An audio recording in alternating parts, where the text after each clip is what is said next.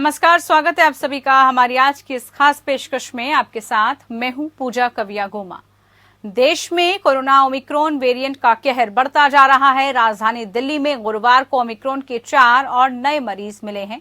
इसके साथ ही अब दिल्ली में ओमिक्रॉन वेरिएंट से संक्रमित 10 मरीज मिल चुके हैं। वहीं देश की बात करें तो बीते 24 घंटे में ओमिक्रॉन के 16 नए केस सामने आए हैं।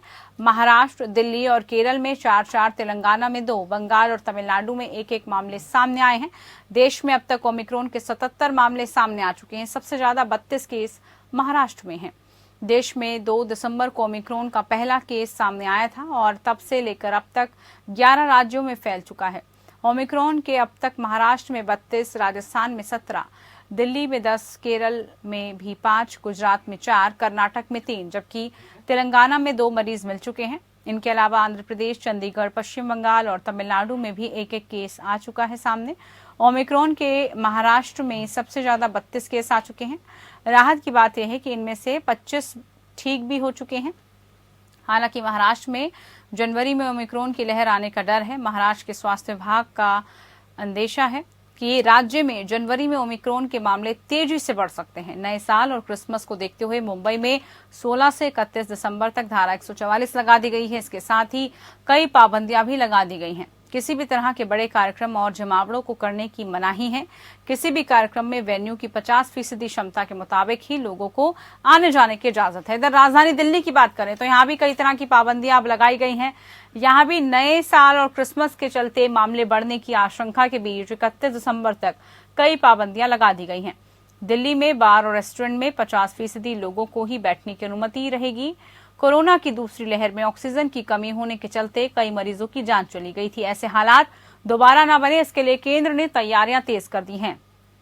ओमिक्रॉन के बढ़ते मामलों के बीच केंद्र ने सभी राज्यों को ऑक्सीजन प्लांट की मॉक ड्रिल करने की सलाह दी है ताकि ये सुनिश्चित हो सके कि वो पूरी तरह से चालू हैं या फिर नहीं हैं।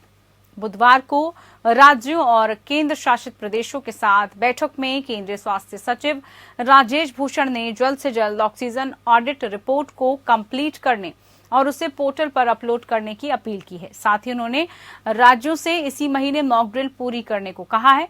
सरकार के मुताबिक देश में इस समय 3,246 पीएसए प्लांट इंस्टॉल हैं, जिसमें कि 3,783 मीट्रिक टन ऑक्सीजन बनाई जा सकती है। इसके अलावा अब तक 1,14,000 से ज्यादा ऑक्सीजन कंटेनर्स भी प्रधानमंत्री जो केयर फंड है उसके जरिए राज्यों को दिए गए हैं। वहीं ओमिक्रॉन वेरिएंट पर विश्व स्वास्थ्य संगठन लगातार लोगों को आगाह कर रहा है। एक प्रेस कॉन्फ्रेंस में WHO ने इस वेरिएंट पर नई चेतावनी देते हुए कहा कि कोरोना वायरस का नया वेरिएंट ओमिक्रॉन जिस तेजी से फैल रहा है वैसा पहले कभी नहीं देखा गया। पूरी दुनिया इसके मामले अभूतपूर्व तरीके से बढ़ रहे हैं। अब तक 77 देशों में इस जबरदस्त म्यूटेंट वेरिएंट के कंफर्म केस सामने आ चुके हैं। WHO प्रमुख टेड्रोस ने एक प्रेस ब्रीफिंग में ये कहा है कि इस वेरिएंट के कई अन्य देशों में भी मौजूद होने की संभावना है, जिन्होंने अभी तक इसका पता तक चलने नहीं दिया है। ट्रेडर्स ने इस वेरिएंट का मुकाबला करने के कम प्रयासों पर चिंता जाहिर की। उन्होंने कहा कि निश्चित रूप से अब तक हम ये महसूस कर चुके हैं कि इस वायरस को कम आंकना कितना खतरनाक है। भले ही ओमिक्रॉन एक मामूली बीमारी दे रहा हो, लेकिन ज्यादा संख्या में बढ़ते इसके मामले एक बार फिर से हेल्थ सिस्टम पर दबाव डाल सकते हैं। ओमिक्रॉन वेरिएंट का पहला मामला सबसे पहले नवंबर के महीने में दक्षिण अफ्रीका में पाया गया था। WHO की chief scientist doctor Soumya Swaminathan का कहना है कि ओमिक्रॉन के बढ़ते मामलों की ट्रैकिंग बहुत जरूरी है। वैक्सीन अभी भी गंभीर बीमारी से बचाती है, इसलिए हमें वैक्सीनेशन अभियान में तेजी लानी होगी। साथ ही बूस्टर पर भी विचार शुरू किया जाना चाहिए। इसके अलावा मास्क पहनना बहुत जरूरी है। वेंटिलेशन का ख्याल रखें और सार्वजनिक समारोह में जाने से बचें, क्योंकि अगले कुछ महीने बहुत मुश्किल भरे होने वाले हैं। शुरुआती डेटा से पता चलता है कि इस वेरिएंट से वैक्सीनेशन से बच निकलने की क्षमता है और ये डेल्टा से भी ज्यादा संक्रामक है। ब्रिटेन में इस वेरिएंट से पहली मौत हो चुकी है, लेकिन अभी तक इस बात की जानकारी नहीं सामने आई है कि ओमिक्रॉन गंभीर रूप से बीमार करता है या फिर नहीं। इधर अगर बात WHO की करें तो उनका कहना है पिछले कुछ हफ्तों में भले ही दक्षिण अफ्रीका कोरोना के मामले बढ़े हों, लेकिन पिछली लहर की तुलना में इस बार मौतों की संख्या कम है। वहीं WHO ने अन्य देशों में इस संक्रमण पर लगाम लगाने और अपने हेल्थ सिस्टम का बचाव करने का आग्रह कर दिया है। तो कोरोना से सुरक्षा पर ये खास जो है हमारी चर्चा, जिस पर खास मेहमान हमारे साथ जुड़ चुके हैं, उन्हीं से चर्चा हम करेंगे।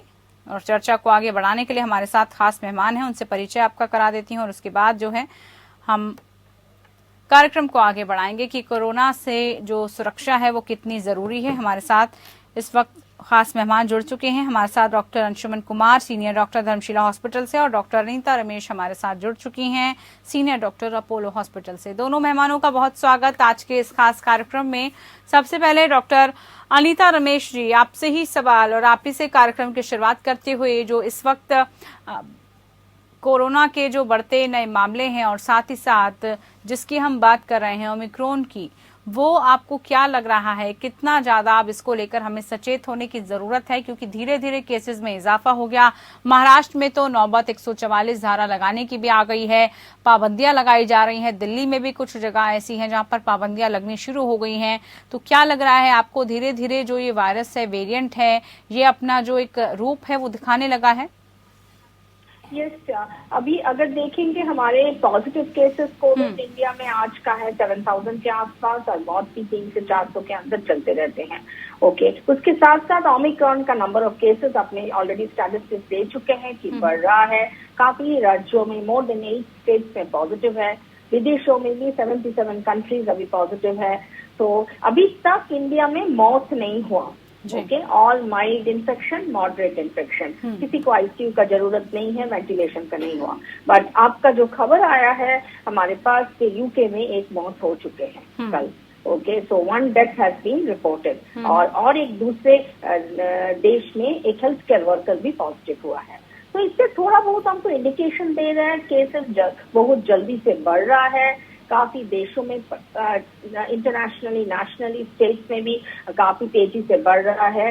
और हमारा रिसर्च से बता चुका है it is highly transmissible, means एक से दूसरे आदमी को 70%। आपका जो रिपोर्ट आया है कल से काफी चैनल्स में भी दिखाई दे रहा है, न्यूज़पेपर पब्लिक डोमेन में अवेलेबल है, that this particular virus Omicron 70 time ज्यादा स्प्रेड करते हैं एक आदमी से दूसरे आदमी जी। पॉइंट नंबर 2, ये भी हमारे पास पब्लिक डोमेन में अवेलेबल है कि अगर हमारे शरीर के अंदर गए तो लंग्स के अंदर जाने के बाद इसका रेप्लिकेशन 10 गुना कम है। So they don't do very severe infection, usually mild moderate में मरीज ठीक होकर बाहर निकाल आते हैं। ऑक्सीजन का जरूरत, आईसीयू, वेंटिलेटर का अभी तक जरूरत नहीं पड़ा, क्योंकि इनका रेप्लिकेशन पावर थोड़ा बहुत कम है।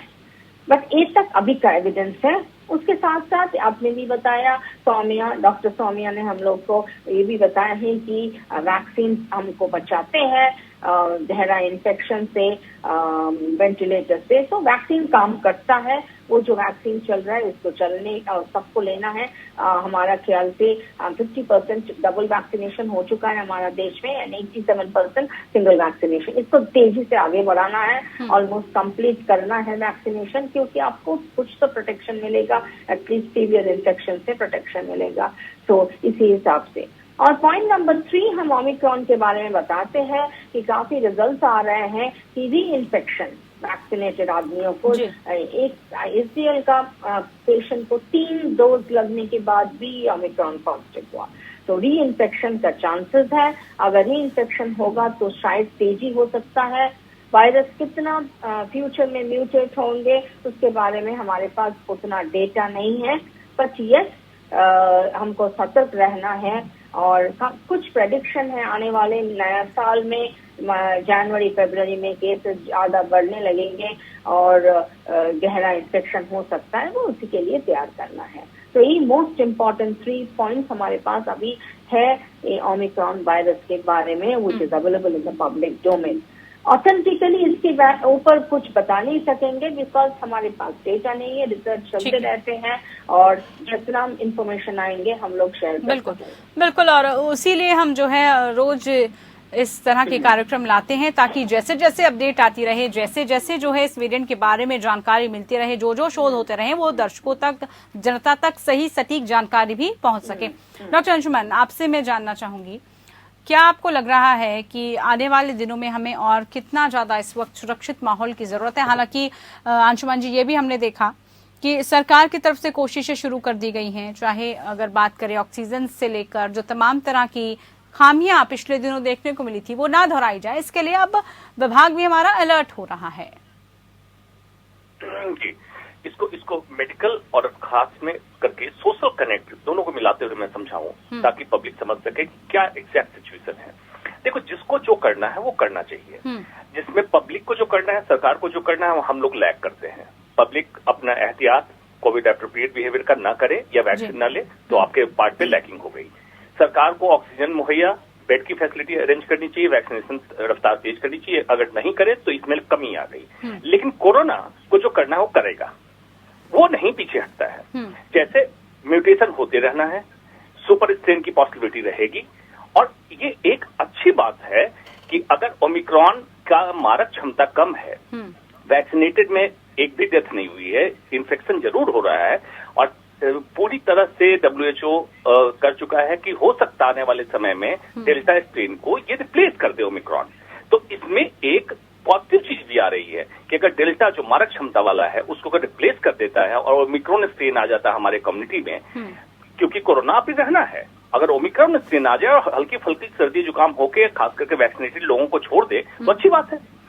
आपको जो करना है, अभी ईयर एंड होगा, क्रिसमस का टाइम आएगा, न्यू ईयर होगा, पार्टी होगी, इसमें फिर से वो दिवालियापन, बिल्कुल पागलपन जो होता है लोगों को पार्टी करने की, वो ना करें।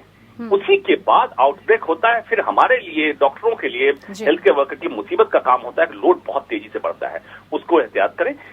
वैक्सीनेशन जैसे अवेलेबल है, जाए फटाफट से वैक्सीन लगवाएं, उसमें कमी ना करें। बूस्टर डोज की बात चल रही है, ले आए तो हम लोगों को अच्छा है। हम लोग 6 महीने से ऊपर हो गए लगे हुए, जनवरी में ये हुआ था, तो हम लोगों को वैक्सीन लग जाए बूस्टर डोज। और कोशिश करें कि मिक्सिंग पॉपुलेशन को ना करें, ओमिक्रॉन को सेपरेट आइसोलेट करें, डेल्टा वेरिएंट को सेपरेट रहें, ताकि हैबिटेशन की पॉसिबिलिटी जो सुपर स्ट्रेन की साइंटिस्ट पॉसिबिलिटी कर रहे हैं उसको हम रोक सकें। यही सब एहतियात हम कर सकते हैं। बिल्कुल डॉक्टर अंशुमान, एहतियात ये सब हमें बरतने होंगे और साथ ही साथ कुछ जरूरी जो सलाह है कोरोना से सुरक्षा को लेकर वो भी हमें याद रखनी है। उसमें हम बात कर रहे हैं कोरोना से सुरक्षा की और साथ ही साथ जो नई रिपोर्ट सामने आ रही हैं उसकी, क्योंकि हम देख रहे हैं कि तैयारी पहले से ही पूरी कर ली गई है। मॉक ड्रिल से लेकर तमाम तरह की तैयारी की जा रही है और हर एक जगह पर जो है सरकार से लेकर प्रशासन तक सभी इसी कोशिश में है कि पहले से ही बंदोबस्त कर लिया जाए। डॉक्टर अनीता रमेश, जैसे अब हम बात कर रहे हैं कि पहले हम फेस्टिवल मोड की बात कर रहे थे, फिर अभी हमने देखा कि शादियां का जो समारोह था वो बहुत बड़े लेवल पर आया और अब 2 बड़े जो फेस्टिवल्स हैं वो अब हमारे सामने खड़े हुए हैं, वो दस्तक दे रहे हैं। इसी को ध्यान में रखते हुए और क्या कुछ कड़े जो है दिशा निर्देश देने की जरूरत है? हालांकि खुद सरकार की तरफ से, प्रशासन की तरफ से कई जगह पर पाबंदियां लगा दी गई हैं। आपको लग रहा है कि ये काफी है या फिर कुछ और चीजें करने की इस वक्त जरूरत है? ये काफी नहीं है, केसेस बढ़ रहा है, इसके हमको भी तेजी से रेस्ट्रिक्शंस लगाना है। लॉकडाउन का शायद जरूरत नहीं है, बिकॉज हम लोग काफी वैक्सीनेटेड है। 80% single dose, more than 50% double dose हो गया है। वैक्सीनेशन लगातार तेज से करना है, डोर टू डोर वैक्सीनेशन है, जो आ नहीं सकते उनको लगाने के लिए। उसके साथ साथ अब आपने सही ढंग से मेंशन किया, जैसे हॉस्पिटल तैयार हो रहा है, oxygen plant, number of bed, doctors, nurses, paramedical staff बढ़ाना है, लैब्स भी बढ़ाना है और उसके साथ साथ man power and medicine, pharmacy, उनको भी तैयारी करना है कि मैन्युफैक्चरिंग जल्दी से हो जाए कि हम लोग दवा दे सकते हैं सही ढंग से, शॉर्टेज नहीं होगा। हॉस्पिटल्स का भी और अच्छी सही ढंग से हो सकता है और उसके साथ साथ इंटरनेशनल ट्रैवल भी देखना है, क्योंकि any person coming from high risk individual, आपको स्ट्रिक्ट रेगुलेशंस लगाना है। अंदर नहीं देने under and unless Covid genomic testing का रिजल्ट निकला, 2nd, 5th and 7th day का रिपोर्ट चाहिए, उसके बाद वो लोग अंदर आ सकते हैं। अननेसेसरी ट्रैवल्स अवॉइड करना है। तो इसी हिसाब से हम लोग कड़ा वेरी स्ट्रिक्ट रेस्ट्रिक्शंस करना है, both at national level, international level as well as district, state level, with health care workers, with media, with आम आदमी को भी सतर्क रखना है कि मास्क उतरना नहीं है। अगर आप कहीं पे भी गए, क्योंकि कोरोना हमारे साथ है, मास्क आपको बचा सकेंगे, वैक्सीन ले लीजिए, एटलीस्ट 70 to 80% प्रोटेक्शन तो आपको मिल जाएगा। बाकी तो इन्फेक्शन जब होगा उससे हम लोग टैकल करना है। और उसके साथ साथ बच्चों लोग करके वैक्सीनेशन अभी शुरू, आई थॉट परमिशन हो चुके हैं, बट अभी वैक्सीन रोल आउट नहीं हुआ है, तो वो एक चिंता का बात है, जल्दी से करना है। बूस्टर डोज को भी वी आर डिस्कसिंग, अभी तक हमारे पास बूस्टर डोज नहीं आए। हेल्थ केयर प्रोफेशनल्स जैसे हम लोग काम करते हैं और हाई रिस्क पेशेंट्स के देखते हैं, और उसके साथ साथ भी जो अदर हेल्थ केयर वर्कर जैसे नर्सेस, आपको फोटो दे रहे हैं टीवी में, नर्सेस, पैरामेडिक, सिक्योरिटी, सबको लगना चाहिए। और जो आदमी हाई रिस्क इंडिविजुअल है, ऑर्गन फेलियर की वजह से इम्यूनो कॉम्प्रोमाइज्ड है, उनको तो भी जरूरत है, बिकॉज हम लोग उनको नहीं प्रोटेक्ट करेंगे तो एक से दूसरे को दोबारा इन्फेक्शन आ जाएगा। तो ज्यादा स्क्रीनिंग, ज्यादा टेस्टिंग, जीनोमिक सीक्वेंसिंग, सेग्रीगेशन, उनको क्वारंटाइन करना, सेपरेट करना, awareness programme, vaccination, health care development, और अपने आप का जिम्मेदार उठाना है इस लड़ाई। बिल्कुल डॉक्टर अनीता रमेश, जानकारी जो आपने दी है बहुत जरूरी है इन सबको फॉलो करना भी। डॉक्टर अंशुमान, कितना खतरनाक है ये सब हम जानते हैं, हालांकि मामूली बीमारी की तरह है, लेकिन ज्यादा संख्या में अगर इसके केसेस बढ़ते हैं तो हेल्थ सिस्टम पर फिर से दबाव भी डाल सकता है, और इसीलिए कहा जा रहा है कि हमें सचेत रहने की जरूरत है। देखो, ओमिक्रॉन के बारे में जो सबसे पहले लोगों ने कैच किया, पब्लिक की बात कह रहा हूँ, डॉक्टर तो हर रिपोर्ट को अच्छे से पढ़ते हैं, पब्लिक ने कैच किया कि बहुत कुछ खास नहीं है, खतरा नहीं है इसमें, ये कैच किया, क्योंकि उनके मनपसंद बात ये आ गई। उनको ये नहीं समझ में आ रहा है खास किसके लिए नहीं है, माइल्ड या मॉडरेट किन में कर रहा है, जो वैक्सीनेटेड है या जो हेल्दी इंडिविजुअल, हेल्दी मतलब कोई कोमॉर्बिड कंडीशन नहीं है। लेकिन वैसे व्यक्ति, डॉक्टर अनीता ने भी बताया, जो कैंसर पेशेंट हैं, ट्रांसप्लांट के रोगी हैं, जो डायबिटिक मरीज है, हाइपरटेंसिव हार्ट अटैक जिनको हो चुका है, कोई भी ऐसी समस्या, उनमें अगर ओमिक्रॉन इन्फेक्ट होता है कैसे रिएक्ट करेगा भी नहीं पता है, नंबर 1। अफ्रीकन कंट्री में इन्हें सबसे पहले फैला, एशियन कम्युनिटी मतलब इंडिया में कैसे रिएक्ट करेगा हमें नहीं पता है, जेनेटिक प्रिवेलेंस भी देखा गया है कोरोना के रिएक्शन में। तो आपको प्रिकॉशन लेने में हर्ज क्या है? आप ये क्यों पकड़ते हैं कि ओमिक्रॉन माइल्ड है, प्रिकॉशन लीजिए, प्रिकॉशन लेने में हर्ज नहीं है। दूसरी बात कि अगर इंडिया में डायबिटिक डाटा उठाओ तो इतना लोड है कि अगर हमारे यहाँ सीवियर इन्फेक्शन होने लगा तो वाकई हमारे पास इतने लॉजिस्टिक नहीं है, हम सारे रोगियों को संभाल नहीं पाएंगे, इसलिए कुछ नहीं पता है।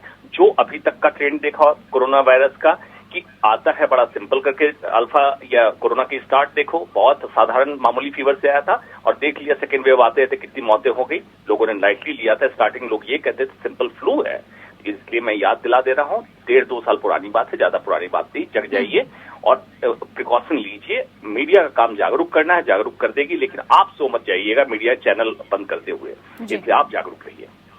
बिल्कुल जागरूक और सचेत रहने की कोशिश लगातार हमारी तरफ से की जा रही है, और इसीलिए आप खास मेहमानों को हम बुलाते हैं कार्यक्रम में, और मकसद साफ होता है कि आप लोगों को जागरूक किए, सचेत किए, बचाए पैनिक क्रिएट करने के, लोग इसको लेकर जो है पहले से ही जागरूकता दिखाते रहें। बहुत शुक्रिया आप दोनों खास मेहमानों का, आप हमारे साथ कार्यक्रम में जुड़े। तो कोरोना से सुरक्षा को लेकर ये थी आज हमारी खास पेशकश। फिलहाल के लिए इतना ही, नमस्कार।